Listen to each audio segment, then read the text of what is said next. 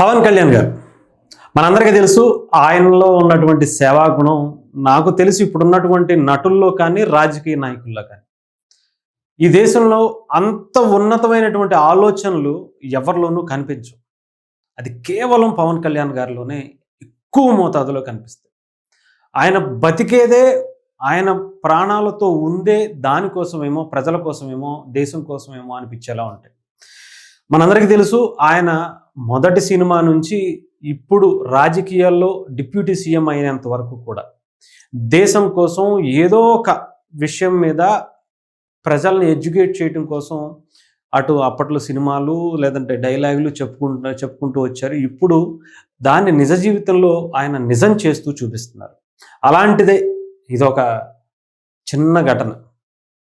ఎందుకంటే అది చిన్న ఘటనని మనకు అనిపించవచ్చు, ఆ పిల్లల జీవితాల్లో అది చాలా పెద్ద వెలుగును నింపుతుంది. పిఠాపురం నుంచి అమరావతికి బయలుదేరిన చిన్నారులు, కొంతమంది చిన్నారులను పిఠాపురం చుట్టుపక్కల ఉన్నటువంటి ఆ గ్రామాల్లో, ఎందుకంటే వాళ్ళకి తల్లిదండ్రులు లేనటువంటి పిల్లలని పవన్ కళ్యాణ్ గారి అన్నీ తానే వాళ్ళని చూసుకోవటం.